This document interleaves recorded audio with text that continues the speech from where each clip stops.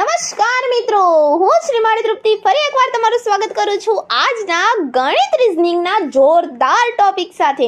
આજે આપણે શીખવાના છીએ વેન આકૃતિ. વેન આકૃતિ એટલે ગણિત રીઝનિંગનો સરળમાં સરળ ટોપિક, અને આ વિડીયો જોશો એટલે તમને વેન ડાયાગ્રામ દોરતા આવડી જ જશે, એ આપણી 100% ગેરંટી છે. તો આજે આપણે ટાઈપ 1 પ્રકારની આકૃતિઓ દોરતા શીખીશું, જેની અંદર અલગ અલગ પેટા પ્રકાર છે, જે બધા જ આપણે જોઈશું. અને વિડીયોના અંતે આપણે સરસ મજાનો ટેસ્ટ પણ ગોઠવેલો છે, તો એ ટેસ્ટ આપીને જ તમે જજો. તો ચાલો ફટાફટથી વિડીયો શરૂ કરીએ અને જોઈએ આપણા ટાઈપ 1 પ્રકારના વેન ડાયાગ્રામ. જેમાં પ્રથમ છે કે જ્યારે બે સમૂહમાંથી કોઈ એક સમૂહ બીજા સમૂહમાં પૂર્ણતઃ સમાવિષ્ટ હોય ત્યારે આ પ્રકારની આકૃતિ દોરવામાં આવે છે.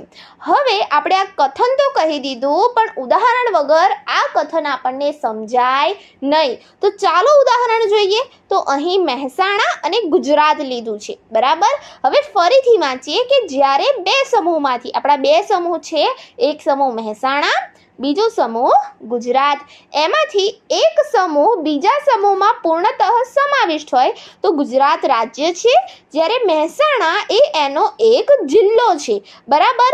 તો ગુજરાતની અંદર મહેસાણા એ સંપૂર્ણ રીતે શું છે? પૂર્ણતઃ સંપૂર્ણ રીતે સમાવિષ્ટ છે. ત્યારે આ પ્રકારની આકૃતિ દોરવામાં આવે છે. તો આકૃતિ સ્વરૂપે આને આપણે કઈ રીતે દોરીશું? તો ચાલો જોઈએ. તો પહેલા આપણે દોરી દેવાનું છે ગુજરાત. તો આ જે લીલા કલરનું છે આખું આપણું ગુજરાત છે. હવે મહેસાણા કે જે ગુજરાતનો એક જિલ્લો છે એ એની અંદર સમાવિષ્ટ છે, એટલે આ ગોળની અંદર એક બીજું નાનું ગોળ દોરીશું, જે ગુજરાતની અંદર સમાવિષ્ટ આપણું મહેસાણા છે. તો આ પ્રકારની વેન આકૃતિ બનશે. ચાલો હવે ફટાફટથી બીજું જોઈએ. જ્યારે ત્રણ સમૂહોમાં એક સમૂહ બીજા સમૂહમાં પૂર્ણતઃ સમાવિષ્ટ હોય, પરંતુ ત્રીજો સમૂહ સંપૂર્ણ અલગ હોય, ત્યારે આ પ્રકારની વેન આકૃતિ બને છે. કેવી વેન આકૃતિ બને છે? ઉદાહરણ વડે સમજીએ. જુઓ, અહીં માણસ આપ્યું છે, ડૉક્ટર આપ્યું છે અને ગાય આપ્યું છે. તો તમે માણસ છે એ ડૉક્ટર બની શકે, ખરી વાત ને.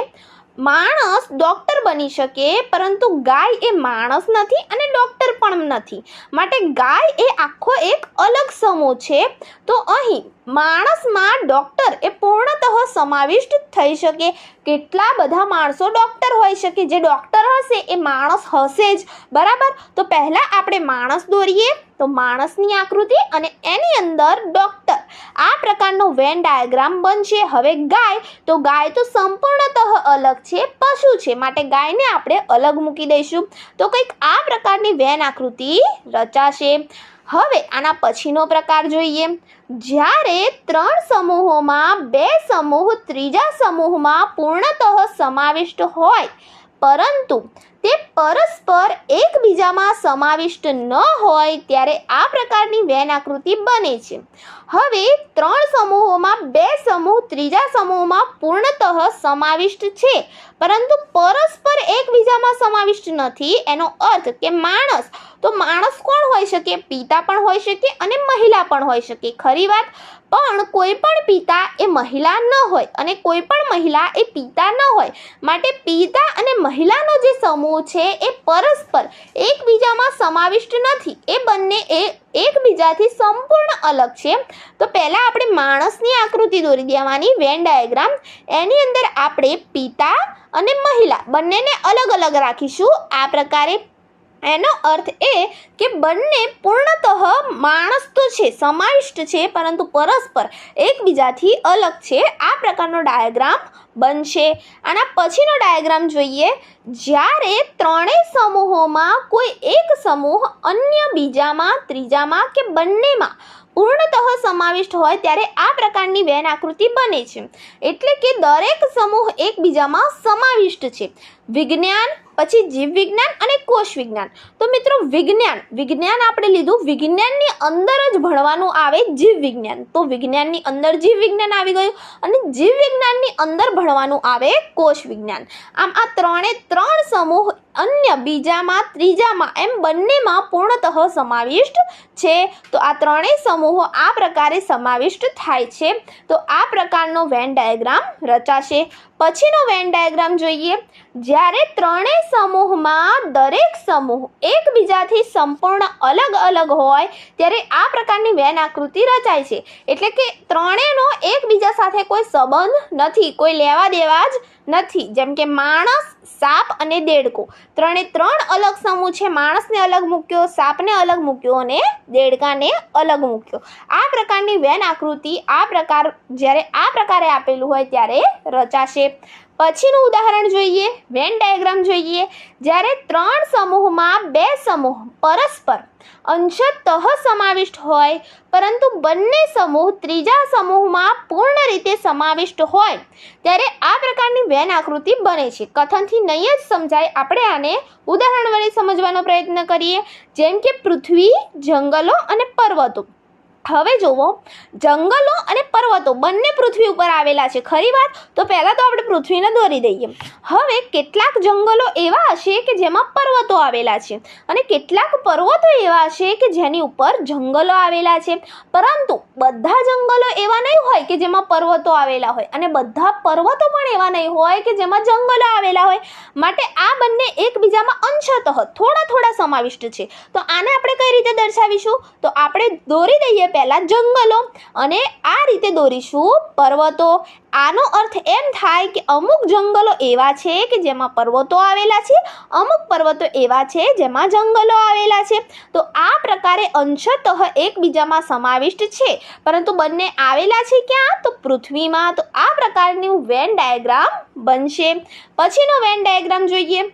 જ્યારે ત્રણેય સમૂહોમાં કોઈ એક સમૂહ અન્ય બીજા, ત્રીજા અર્થાત બંનેમાં અંશતઃ સમાવિષ્ટ હોય ત્યારે આ પ્રકારની વેન આકૃતિ રચાય છે. એટલે કે ત્રણ સમૂહો એકબીજામાં સમાવિષ્ટ છે. એટલે કે કોઈ એક સમૂહ એવો છે જે બંનેમાં સમાવિષ્ટ છે. ઉદાહરણ આપ્યું છે બિલાડી, સસલા અને નર. તો નર સસલા પણ હોય, નર બિલાડી પણ હોય. ખરી વાત ને? તો બિલાડી નર હોઈ શકે, સસલા પણ નર હોઈ શકે. પણ શું બધી બિલાડી નર હોય? ના. બધા સસલા નર હોય? ના. માદા સસલા પણ હોય અને માદા બિલાડી પણ હોય. તો આપણે આ પ્રકારે આને દર્શાવીશું. આ બિલાડી દોરી, અહીં દોરી આપણે સસલા. તો આ બંને નર હોઈ શકે, બરાબર? તો આ બંને આ પ્રકારે નર હોઈ શકે. તો આ પ્રકારે આ નર જે છે આ બિલાડી અને સસલામાં અંશતઃ સમાવિષ્ટ છે. તો આ પ્રકારની વેન આકૃતિ રચાશે. આશા રાખું છું કે તમને વિડીયોમાં ખબર પડી રહી છે. જો વિડીયો ગમતો હોય તો પ્લીઝ આ વિડીયોને લાઈક કરો, તમારા મિત્રો સાથે શેર કરો. ચાલો આના પછીનો વેન ડાયાગ્રામ જોઈએ. જ્યારે ત્રણ સમૂહોમાં બે સમૂહ પરસ્પર અંશતઃ સમાવિષ્ટ હોય પરંતુ ત્રીજો સમૂહ તેનાથી અલગ હોય ત્યારે આ પ્રકારની વેન આકૃતિ રચાય છે. ત્રીજો સમૂહ એનાથી અલગ હશે. બે સમૂહ પરસ્પર અંશતઃ સમાવિષ્ટ છે. ઉદાહરણ જોઈએ, નર, તાંબુ અને તાર. તો તાંબાનો તાર બની શકે અને તાર તાંબાનો હોઈ શકે. બંને અંશતઃ સમાવિષ્ટ છે. કેમ? તો કઈ બધા તારે તાંબાના ના હોય અને બધા તાંબાનો આપણે તાર ના બનાવીએ, બરાબર? એટલે અંશતઃ સમાવિષ્ટ છે. અને નર એ એકદમ અલગ સમૂહ પડે છે. તો કઈ રીતે દર્શાવીશું? હવે તમને કદાચ વેન આકૃતિ દોરતા પણ ફાઈ ગઈ હશે કે આ પ્રકારે આપણે વેન આકૃતિની રચના કરવાની છે. નરને અલગ રાખીશું અને તાંબુ અને તારને અંશતઃ એકબીજામાં સમાવિષ્ટ આપણે કરી દઈશું. તો આ પ્રકારની આપણી વેન આકૃતિ બનશે. તો ચાલો પછીની વેન ડાયાગ્રામ જોઈએ કે જ્યારે ત્રણેય સમૂહો પરસ્પર એકબીજામાં અંશતઃ સમાવિષ્ટ હોય ત્યારે આ પ્રકારની અહીં વેન આવશે. વેન આકૃતિ રચાય છે. તો કેવી રચાશે? ઉદાહરણ જોઈએ, મહિલા, શિક્ષક અને ડોક્ટર. તો કેટલીક મહિલાઓ શિક્ષક હોઈ શકે, કેટલાક શિક્ષક એ ડૉક્ટર પણ હોઈ શકે, કેટલાક શિક્ષક મહિલાઓ પણ હોઈ શકે, કેટલીક મહિલાઓ શિક્ષક પણ હોઈ શકે, કેટલીક મહિલાઓ ડૉક્ટર પણ હોઈ શકે, કેટલાક ડૉક્ટર શિક્ષક પણ હોઈ શકે અને કેટલાક ડૉક્ટર મહિલાઓ પણ હોઈ શકે. આમાં ત્રણ વસ્તુ એકબીજામાં અંશતઃ સમાવિષ્ટ છે. થોડી સમાવિષ્ટ થાય છે. કઈ પ્રકારે આકૃતિ બનશે? હા, આ પ્રકારે આકૃતિ બનશે. મહિલાઓ દોરી, આપણે અહીં ડૉક્ટર દોર્યા અને અહીં શિક્ષક દોર્યા. તો આ પ્રકારે 3 આકૃતિ એકબીજામાં અંશતઃ સમાવિષ્ટ કરવાની છે અને આ પ્રકારનો વેન ડાયાગ્રામ બનશે. તો આ હતો આજનો આપણો ટાઈપ 1નો લાસ્ટ ડાયાગ્રામ. હવે આપણો ટેસ્ટ ચાલુ થશે એ પહેલાં એક નાની એવી રિક્વેસ્ટ છે કે પીપીટી બનાવવામાં બહુ જ મહેનત લાગતી હોય છે, વિડીયો એડિટ કરવામાં, વિડીયો બનાવવામાં. તો પ્લીઝ જો તમને આ વિડીયો ગમ્યો હોય તો વિડીયોને જરૂરથી લાઇક કરો, તમારા મિત્રો સાથે શેર કરો અને જો અમારી આ ચેનલ ઉપર નવા હોય તો આને જરૂરથી સબસ્ક્રાઇબ કરો. તો ચાલો ફટાફટથી હવે જોઈએ આપણે ટેસ્ટ. તો આજનો આપણો પહેલો પ્રશ્ન છે કે વકીલ, ઉંદર, ખિસકોલી આ શબ્દોના પારસ્પરિક સંબંધને અનુરૂપ યોગ્ય આકૃતિ પસંદ કરી જવાબ આપો. યોગ્ય આકૃતિ પસંદ કરીને આપણે જવાબ આપવાનો છે. ત્રણેયના શબ્દોના પારસ્પરિક સંબંધને અનુરૂપ. આગળ આપણે શીખી જ ગયા છીએ. તો તમારા પાસે 5 સેકન્ડ છે આનો જવાબ આપવા.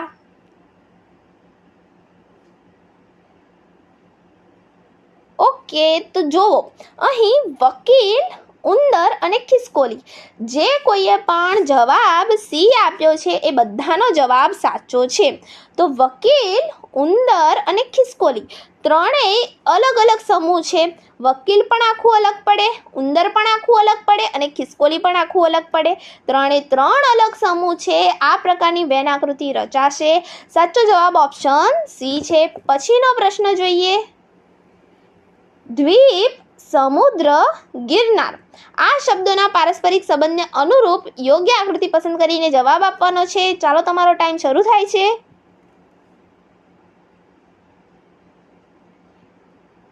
તો અહીં મિત્રો જવાબ આવશે ઓપ્શન ડી.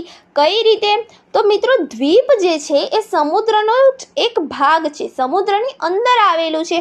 તો આપણે સમુદ્રની અંદર દ્વીપને મૂકીશું, પરંતુ ગિરનાર તો આખું અલગ છે. તો ગિરનારને આપણે અલગ લખી દઈશું, અલગ મૂકીશું વેન ડાયાગ્રામમાં. તો આ પ્રકારનો આપણો વેન ડાયાગ્રામ રચાશે. સાચો જવાબ છે ઓપ્શન ડી. પછીનો પ્રશ્ન જોઈએ. વૃક્ષ, લાકડું, ફર્નિચર ખૂબ જ સરળ છે. ચલો ફટાફટથી જવાબ આપો.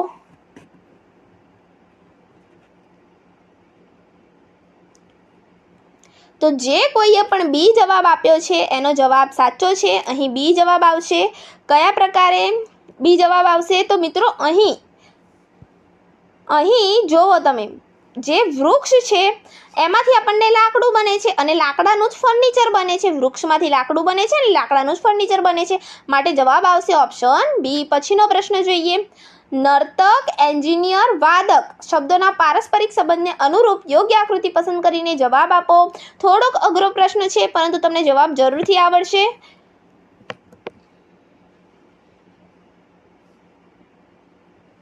તો મિત્રો અહીં જવાબ આવશે ઓપ્શન એ. કઈ રીતે? તો આપણે જે પ્રકારે શિક્ષક, ડૉક્ટર ને મહિલાના ઉદાહરણમાં જોયું હતું એ જ પ્રકારે અહીં આપ્યું છે. સમૂહો એકબીજામાં પરસ્પર અંશતઃ સમાવિષ્ટ છે. કેટલાક નર્તક એન્જિનિયર હોઈ શકે, વાદક હોઈ શકે, કેટલાક એન્જિનિયર નર્તક હોઈ શકે, વાદક હોઈ શકે અને કેટલાક વાદક એ નર્તક પણ હોઈ શકે અને એન્જિનિયર પણ હોઈ શકે. ખરી વાત ને? એટલે 3 વસ્તુઓ એકબીજામાં અંશતઃ સમાવિષ્ટ છે. જવાબ આવશે ઓપ્શન એ. ચાલો પછીનો પ્રશ્ન જોઈએ. પક્ષી, કબૂતર, ગાય શબ્દોના પારસ્પરિક સંબંધને અનુરૂપ યોગ્ય આકૃતિ પસંદ કરીને જવાબ આપો. યોગ્ય આકૃતિ પસંદ કરીને જવાબ આપવાનો છે. અહીં જવાબ આવશે ઓપ્શન ડી. કઈ રીતે જવાબ આવશે? તો જુઓ, પક્ષી, કબૂતર અહીં થોડી એનિમેશનમાં ભૂલ થઈ લાગે છે. અહીં જવાબ આવશે ઓપ્શન ડી.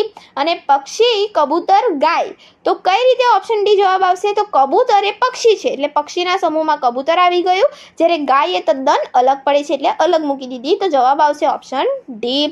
તો અહીં મિત્રો આપણો આ વિડીયો પૂર્ણ થાય છે. હું આશા રાખું છું કે તમને આજનો આ વિડીયો ગમ્યો હશે. તો ફરી એકવાર પ્લીઝ જો તમને વિડીયો ગમ્યો હોય તો વિડીયોને લાઇક કરો, તમારા મિત્રો સાથે શેર કરો અને અમારી ચેનલ ઉપર જો નવા હોય તો પ્લીઝ આને સબસ્ક્રાઇબ કરવાનું ના ભૂલતા. Thank you friends. Keep watching, keep learning.